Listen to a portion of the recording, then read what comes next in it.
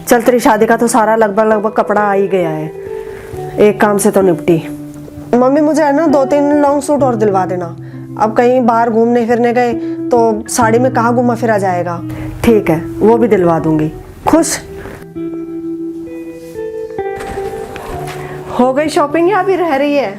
तेरी नन ने एक और डिमांड रख दी। अब क्या मम्मी जी? अब कह रही है सूट और दिलवा दो, वो लॉन्ग वाले।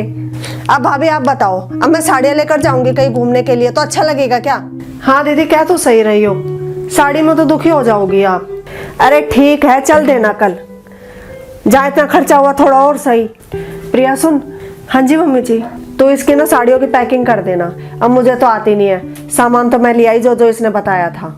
रेनू तू भी साथ में सीख लेना कि पैकिंग कैसे होती है, तू भी सीख जाएगी इस बहाने। ठीक है मम्मी। और सुन बहू, जो ज़्यादा भारी भारी साड़ी है ना, उनकी पैकिंग करके अलग रख देना। उनको मैं इसके साथ नहीं भेजूंगी, उन्हें तो मैं अलग ही रखूंगी। इसको तो बस हल्की और मीडियम साड़ी देनी है।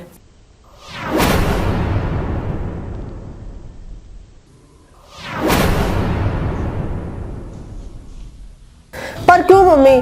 मैं तो अपनी सारी साड़ियाँ लेकर जाऊंगी, मैंने इतने मन से खरीदी है सारी की सारी। हाँ मम्मी जी, दीदी सही कह रही हैं। अब नई दुल्हन पे तो भारी भारी साड़ियाँ ही अच्छी लगती हैं ना। मम्मी मैं तो लेकर जाऊंगी, फिर ले किस लिए थी? हे भगवान, रेनू थोड़ा सा तो दिमाग से काम ले लिया कर। अब जब तू वो भारी भारी साड़ियाँ ससुराल में लेकर जाएगी और तेरे ससुराल में जब तेरे नेक टेले होंगे ना वहाँ पर, तो उन नेक टेलों में तुझे अपनी वो भारी भारी साड़ियाँ देनी पड़ेगी नंदों को।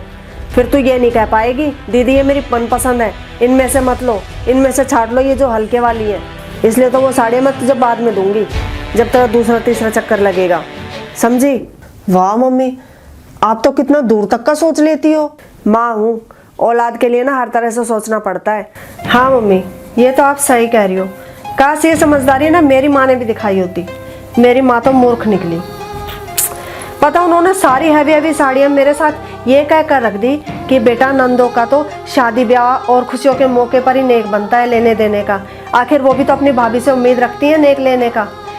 और मेरी माँ हमेशा एक बात कहती हैं कि बहन बेटियों को देने से हमेशा घर में बरकत रहती है। जो बहन बेटी को खुश रखता है भगवान उनसे खुश रहता है। और बहन बेटी भी तो उम्मीद रखती हैं अपनी भाभी से नेक लेने का।